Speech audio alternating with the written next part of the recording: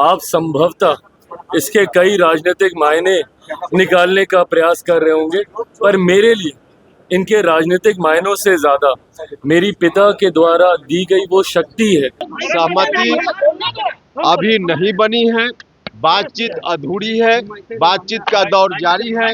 अब दिल्ली में बातचीत हो। एनडीए में सीटों पर बात बन गई है, एनडीए में सीट बंटवारा भी हो गया है। जी हाँ, दिल्ली में मीटिंग चल रही है अमित शाह के साथ उपेंद्र कुशवाहा की और जीतन राम मांझी की, लेकिन बड़ी खबर यह है कि सीटों पर बात जो है वो बन चुकी है। जी हाँ, फॉर्मूला बताती हूं आपको कितने सीटों पर बंटवारा होगा। बिहार चुनाव में 1 महीने से भी अब कम समय बचा है, लेकिन अब तक एनडीए या इंडिया दोनों में सीट बंटवारे पर आधिकारिक ऐलान नहीं हुआ है। सीटें फाइनल करने के लिए ही शनिवार को यानी कल बिहार एनडीए के सभी नेता दिल्ली में जेपी नड्डा के घर पर जुटे हैं। नड्डा के आवास पर बिहार बीजेपी कोर कमेटी की बैठक चल रही है।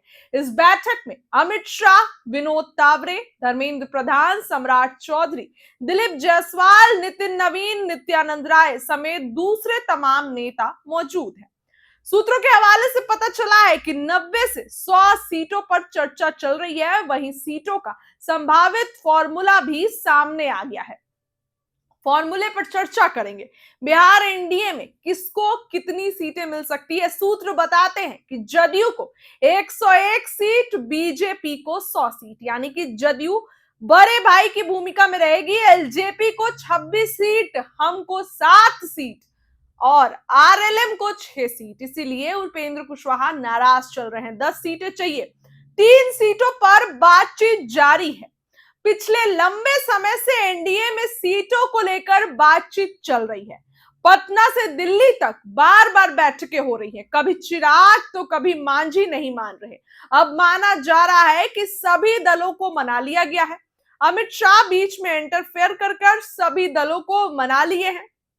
जल्द ही इसका ऐलान हो जाएगा। संभावित फॉर्मूले के मुताबिक बिहार बीजेपी में 100 सीटों पर चुनाव लड़ेगी, जबकि अपने सहयोगी जदयू को 101 सीट देगी बड़े भाई की भूमिका में। कुछ सीटों पर घटक दलों के साथ तालमेल पर भी बातचीत चल रही है। बिहार में हारी हुई 35 सीटों को हासिल करने पर भी भाजपा पूरा जोर लगाएगी। बैठक में इसकी रणनीति पर भी नेता चर्चा कर रहे हैं। आरएलएम प्रमुख उपेंद्र कुशवाहा भी दिल्ली के लिए रवाना हो गए हैं। उनका बयान सुना। उन्होंने कहा कि मीडिया रिपोर्ट्स में कहा जा रहा है कि एनडीए के भीतर बातचीत पर अंतिम सहमति बन गई है और मेरी पार्टी को कुछ सीटें दी जा रही है। ये गलत है। बातचीत अभी पूरी नहीं हुई है, यह जारी है। बीजेपी नेतृत्व द्वारा दी गई आगे की जानकारी के आधार पर वह दिल्ली जा रहे हैं। बातचीत दिल्ली में होगी। हम आपको बताएंगे कि क्या चर्चा हुई। सार्वजनिक रूप से इस पर चर्चा नहीं करेंगे कि हमें कितनी सीटें चाहिए।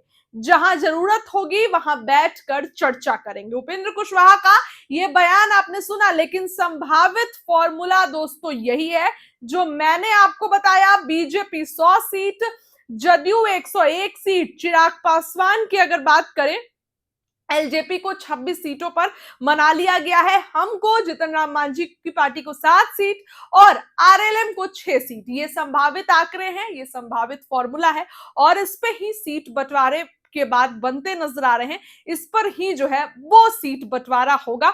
ये ओवरऑल फॉर्मूला बिहार चुनाव से पहले सामने नजर आ रहा है। अब 1 महीने से भी कम समय बचा है। किसी भी समय ऐलान हो सकता है, किसी भी समय सीट शेयरिंग पर बात बन सकती है। फिलहाल ये ओवरऑल फॉर्मूला सामने आया है। देखने वाली बात होगी कि इस पर जो है ऐलान होता है या नहीं, या फिर घटक दल जो है अपना नया तेवर लेकर सामने आते हैं। फिलहाल इस खबर के लिए इतना ही है। ऐसे में उपेंद्र कुशवाहा क्या कुछ कहते हुए दिल्ली जा रहे हैं, आप बात करने दी।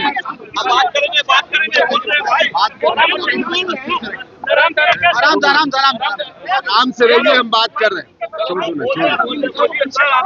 आपने ट्वीट किया, क्या नाराजगी है कुछ?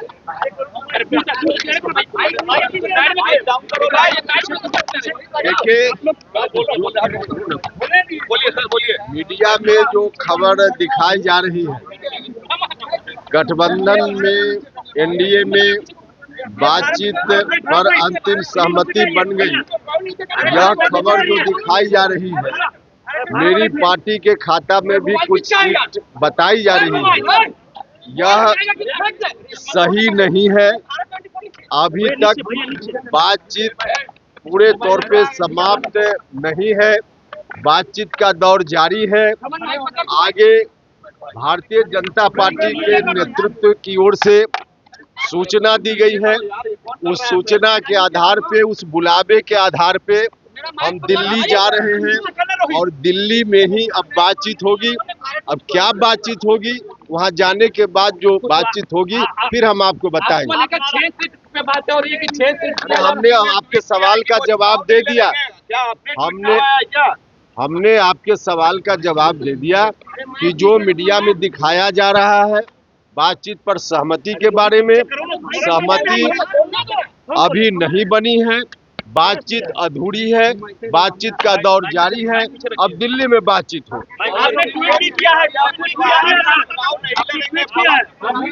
अरे भैया, ट्वीट में भी तो यही बात हमने कही है कि बातचीत अब नहीं चाहते हैं। हमने बार बार कहा है कि कितनी सीट हम चाहते हैं, हम सार्वजनिक रूप से उसकी चर्चा नहीं करेंगे।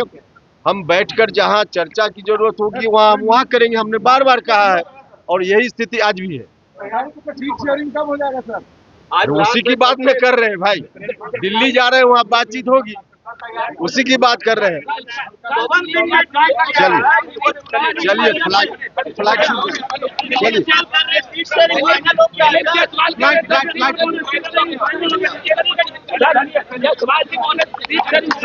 अरे भैया, ऐसे थोड़े होता है। उसका आपने तो एक पे पोस्ट किया था, उसका मतलब एकदम स्पष्ट है। मेरे नेता हर मन से इस बात को कहते थे।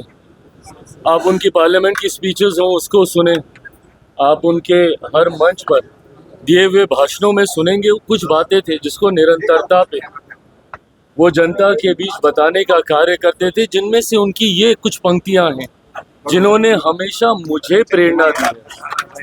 जब जब कठिन दौर से मैं गुजरा हूँ तब तक उनकी यही पंक्तियों ने मुझे ताकत दी है। जुल्म करो मत, जुल्म सहो मत, जीना है तो मरना सीखो, कदम कदम पर लड़ना सीखो। अगर मैं लड़ता नहीं तो उन विपरीत परिस्थितियों से बाहर नहीं निकलता। आप संभवतः इसके कई राजनीतिक मायने निकालने का प्रयास कर रहे होंगे, पर मेरे लिए इनके राजनीतिक मायनों से ज्यादा मेरी पिता के द्वारा दी गई वो शक्ति है जिसने हमेशा मुझे कठिन समय में हिम्मत बांधने का काम किया। Thank you.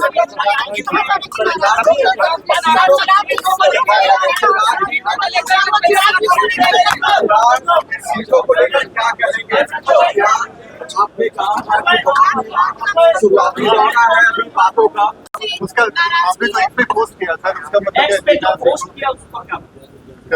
उसका मतलब एकदम स्पष्ट है। मेरे नेता हर मन से इस बात को कहते थे। आप उनकी पार्लियामेंट की स्पीचेस हों उसको सुने, आप उनके हर मंच पर दिए हुए भाषणों में सुनेंगे कुछ बातें थे जिसको निरंतरता पे वो जनता के बीच बताने का कार्य करते थे, जिनमें से उनकी ये कुछ पंक्तियां हैं जिन्होंने हमेशा मुझे प्रेरणा दी है। जब जब